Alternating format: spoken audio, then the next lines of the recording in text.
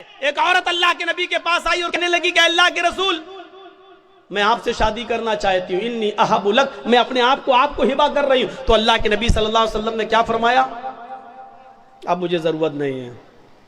وہاں ایک صحابی بیٹھے ہوئے تھے، فوراً کہنے لگے اللہ کے رسول اگر آپ کو ضرورت نہیں ہے تو میرے ساتھ کروا دیجئے اس کی شادی۔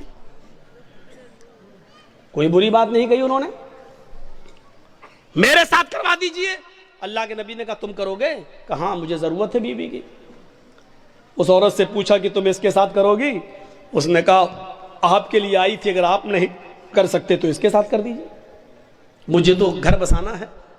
تو اللہ کے رسول نے اس آدمی سے، اس صحابی سے پوچھا کیا دو گے اس کو مہر میں؟ یہ نہیں پوچھا لڑکی سے تیرا باپ ہے، تیرا بھائی ہے، کیا دے گا اس صحابی کو؟ یہ نہیں پوچھا، بلکہ کیا پوچھا اس صحابی سے کیا دو گے اس کو مہر میں؟ کہتا مہر میں کیا دو گے؟ کچھ نہیں ہے میرے پاس۔ بخاری کی حدیث کے الفاظ ہے ما عندی شیء، میرے پاس کچھ نہیں ہے، کچھ نہیں ہے اور شادی کا سپنا۔ آئے ہائے ہائے، اسلام دیکھیے، اسلام کچھ نہیں ہے اور شادی کا سپنا، کچھ نہیں ہے اور شادی کرنا چاہتا ہے۔ اللہ کے نبی نے فرمایا نہ ایسا مت کہو کچھ نہیں ہے، گھر جاؤ شاید کچھ سامان مل جائے، لے کر آؤ، وہی اس کو مہر دے دیں گے۔ ہاں ٹھیک ہے میں جا رہا ہوں۔ گھر گیا، اپنی ماں سے، باپ سے، بھائی سے، بہن سے، سب سے پوچھ ڈالا کچھ ہے؟ پتہ چلا کچھ نہیں ہے۔ آیا کہ اللہ کے رسول گھر میں کوئی چیز نہیں ملی۔ آپ نے کہا دیکھو تم شادی کرنے جا رہے ہو، بیوی کو کچھ تو مہر دینا پڑے گا نا۔ پتہ چلا مہر نقد ہونا چاہیے، کچھ تو ملے گا۔ کہنے لگے کچھ نہیں ملا۔ اللہ کے نبی نے کہا دوبارہ جاؤ۔ کہا جب کچھ ہے ہی نہیں تو پھر دوبارہ جا کے کیا 50 بار بھی جاؤں گا تو کچھ نہیں ملے گا؟ کہا دوبارہ جاؤ، التمس خاتما من الحدید، لوہے کی انگوٹھی مل جائے تو وہی لے آؤ، سونے کی نہیں، چاندی کی نہیں، لوہے کی انگوٹھی جو آج 5-5, 6-6, 10-10 روپے میں ہمیں سڑکوں پر مل جائے گی۔ اگر لوہے کی انگوٹھی ہی مل جائے تو وہی لے آؤ، وہی دے دو اپنی بیوی کو، ہونے والی بیوی کو۔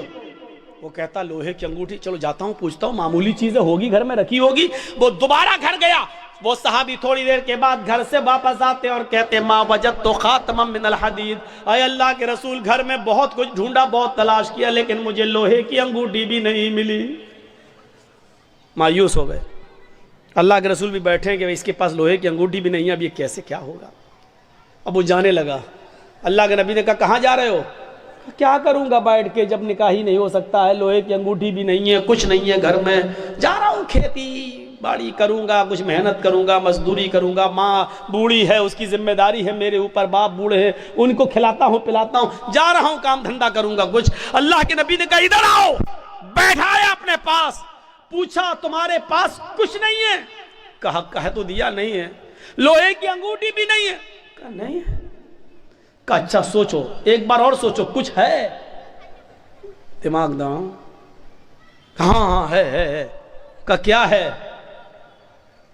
عندی ازار، ایک لنگی ہے، تہبند ہے، ایک تہبند ہے، لاؤ لاؤ لاؤ لاؤ، اس کو دے دو، چلو وہی دے دو۔ کیا کہتا ہے معلوم ہے؟ وہی دے دو۔ جب وہ دے دوں گا تو میں کیا پہنوں گا؟ جب سوتا ہوں تو وہی تو پہنتا ہوں گھر پہ، جب اس کو دے دوں گا تو میرے پاس کیا رہے گا؟ تو اللہ کے نبی نے کہا پھر کیوں کہہ رہے ہو کہ کچھ ہے؟ کہا آپ نے پوچھا تو میں نے کہہ دیا وہی ہے، اس کو میں پہن کے سوتا ہوں، تو پھر اس کو وہ بھی نہیں دے سکتے ہو؟ تو اس نے کہا پورا نہیں دے سکتا ہوں، 2 ٹکڑے کر دیتا ہوں، آدھا دے دوں گا اس کو۔ اب اللہ کے رسول کی مسکراہٹ نکل گئی، ہنسی آ گئی۔ آدھا دو گے بیچاری، آدھا کا کیا کرے گی وہ؟ آدھا کس کام کا؟ اور جب پھاڑ دو گے تو آدھا تم کیا کرو گے؟ تمہارے کس کام کا؟ کسی کام کا ہو یا نہ ہو، کم سے کم کھیت میں بچھا تو لیں گے، بیٹھ تو جائیں گے۔ باندھنے کے لائق نہیں رہے گا تو کیا ہوا، کم سے کم زمین پر بچھا کے بیٹھ تو سکتے ہیں۔ پورا نہیں دے سکتا ہوں میں، دوں گا تو آدھا۔ اللہ کے نبی نے کہا آدھا نہ اس کے کوئی کام کا، نہ آدھا تیرے کوئی کام کا۔ نہیں یہ تو نہیں لوں گا۔ اچھا یہ بتاؤ قرآن کتنا یاد ہے؟ اوہ نوجوانوں سنو، ویڈیو بنانے والوں سنو، اپنے اپنے کیمروں میں قید کرنے والوں سنو، سننا اور پوری تقریر مت سننا، بس وہی سنتے رہنا کہ سب سے بڑا سخت عذاب اس کو ہوگا جو دنیا میں تصویریں۔ پوری تقریر مت سننا، بس یہی سنتے رہنا، یہ جملے تمہیں تھپڑ مارتے رہیں گے جب تک دوسرے سال ہمیں بلا نہیں لو، تب تک وہی حدیث تمہیں تھپڑ مارتی رہے گی۔ کہ ہم کیا کیا کرتے ہیں اور کتنے بڑے بڑے گناہ کرتے ہیں. سنو، کہا قرآن تمہیں کتنا یاد ہے.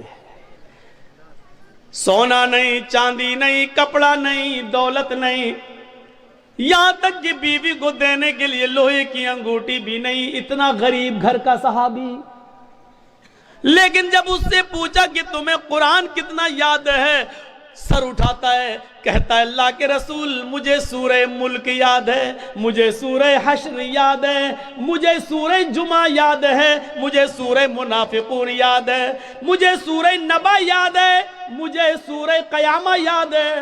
اللہ کے نبی نے فرمایا کیا تمہیں اتنی سورتیں یاد ہیں؟ کہا ہاں. آپ نے کہا کیا تم مجھے منہ زبانی بغیر دیکھے سنا سکتے ہو؟ اس نے کہا ہاں. آپ نے کہا اتنی صورتیں تمہیں یاد ہیں؟ اس نے کہا ہاں.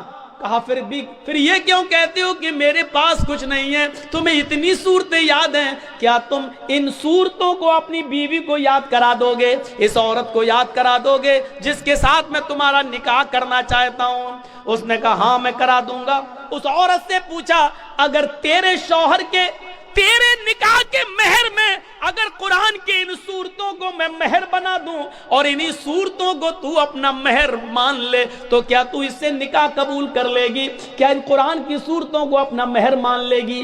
کہنے لگی روتے ہوئے اے اللہ کے نبی، جس عورت کی شادی میں، جس عورت کے نکاح میں قرآن کی صورتیں مہر بن جائیں، اس سے زیادہ بابرکت نکاح کس کا ہو سکتا ہے؟ اس سے زیادہ پاکیزہ نکاح کس کا ہو سکتا ہے؟ پھر اللہ کے نبی نے ان صورتوں کو ہی مہر بنا دیا اور اس کے بعد نکاح پڑھا دیا. اس عورت کا نہ کوئی باپ تھا، نہ چچا تھا، نہ بھائی تھا، اس لیے خود اللہ کے رسول قاضی کی حیثیت سے اس کے ولی بن گئے، سرپرست بن گئے، اور آپ نے اس کا نکاح کر کے اسی دن بھیج دیا. نہ بارات کا پتہ تھا، نہ ابڑنے کا پتہ تھا، نہ ہلدی کا پتہ تھا، نہ مہندی کا پتہ تھا، نہ لڑکیاں لڑکے کو دیکھنے آئیں، نہ لڑکی والے دیکھنے آئے. وہیں پر نکاح ہوا اور سب کچھ ہو گیا سارا. اور سنو، یہ نکاح جتنی سادگی کے ساتھ ہوا، 1400 سال کے بعد آج بھی اس نکاح کا چرچا ہوتا ہے، اس نکاح کا تذکرہ ہوتا ہے، اس نکاح کا ذکر ہوتا ہے. 1400 سال کے بعد بھی اس نکاح کا ذکر ہو رہا ہے. تو میرے بھائیوں، میں کہنا یہ چاہ رہا تھا کہ اسلام مکمل ایک مذہب ہے، مکمل کمپلیٹ ایک دین ہے، کمپلیٹ. اسلام کے علاوہ کوئی دین کمپلیٹ نہیں ہے. اسلام کی خصوصیت ایک اور ہے. کیا ہے؟ یہ دین معتدل ہے. معتدل کس کو کہتے ہیں؟ آئیے ذرا سن لیجئے.